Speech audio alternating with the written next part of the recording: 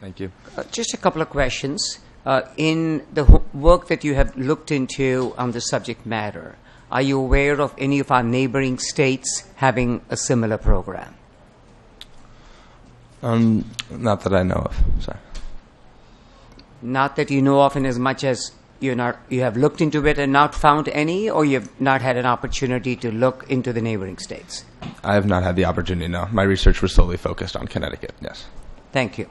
And my other question is that as I look at this piece of legislation and giving a tax credit when you are a first home buyer, as you graduate, and walk me through this, when you graduated of college and we want to retain you in Connecticut and make sure that we don't lose you, your colleagues, and other people in the state of Connecticut, it takes, you're not, the first thing you're doing when you graduate is not going to buy a house. So obviously there's a process between your being ready, is this where you're going to live, is this where, depending on your personal circumstances, so on and so forth, is where you're finally going to settle to some extent.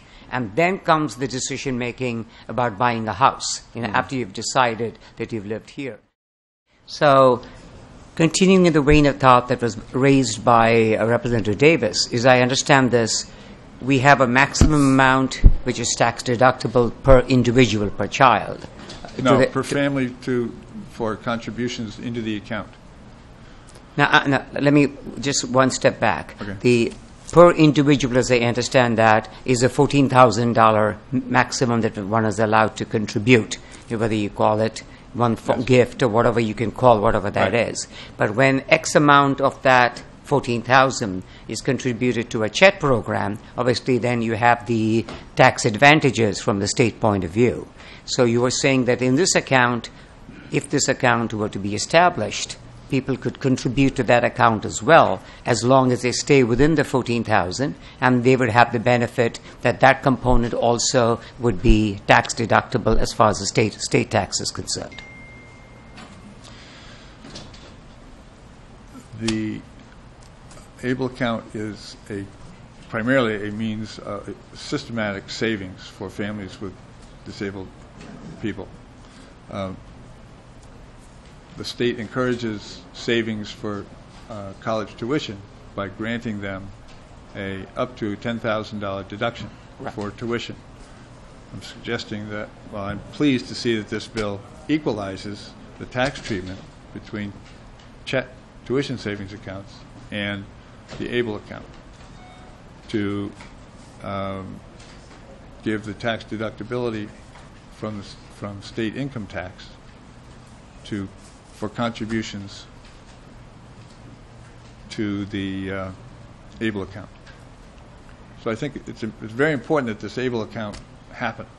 I think it's a great incentive for families to systematically save for the future. We learned of our son's disability when he was 2, and the questions arose as to how are we going to provide for him. It would have been very nice to have had a payroll deduction like I do to the United Way, or did to the United Way, that would just go into a savings account that would grow tax-free. So I hope I answered your question.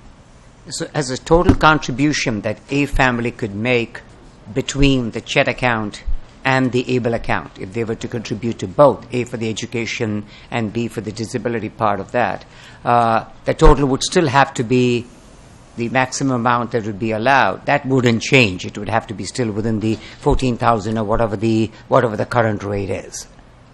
My understanding of contribution amount is that you could put 14,000 into each tuition savings account, but you can only get one $10,000 deduction if you put in $14,000, $28,000, $56,000 if you're able to put that kind of money aside. You would only benefit from a $10,000 state deduction. Yes, you're absolutely right. One could put any amount into the account as they choose, but the amount that would be eligible for the deduction from a tax point of view in a CHET program would be $10,000. That's my understanding. And yes. in the ABLE program, would they be a similar limit as you're suggesting, or? I believe Could you tell us the amount in terms of services, when he talked about the 3 Ps, and in terms of dollars and cents, as this committee looks into that, as to what is being spent collectively by other hospitals, on the one hand, for all the services that they provide, which obviously they do not get reimbursed for, and other services in terms of education, so on and so forth, as we look at what the hospitals contribute on the one hand, as opposed to if they were to be taxed. Obviously, we hear you loud and clear, those services would not, the hospital may not be capable of rendering it to the same level, and we just want to figure out what that difference would be between what the hospitals are giving right now and what the hospitals may not be able to give if this piece of legislation were to move forward. Sure. In 2013, collectively, the hospitals contributed $1.5 billion in community benefits throughout the state, which include a little over $57 million in community services to improve the health of the community. Those are the asthma programs, the outreach, the coordination of care. Almost $30 million in research, which helps improve, through research, improves the quality of care that people are receiving. $12.5 million in direct donations to community and civic organizations. So a hospital sponsoring a Little League team, providing, buying a table at a charitable event. Those are the types of community benefits, a total of $1.5 billion in 2013 that hospitals would not be able to contribute to. Thank you for that information, which is one side of the equation. So looking at the other side, if the taxes were imposed or the exempt status was essentially removed, what would be the collective impact in your estimate, or have you made an estimate of what that impact would be on the hospitals? We don't have that figure, but it's safe to say in the tens, if not hundreds of millions of dollars. We know right now that hospitals already pay in the range of between $5 and $15 million on properties. So I think that there's a misnomer that hospitals do not pay property taxes at all, which in fact they do pay in the millions of dollars. So that would be multiplied manyfold.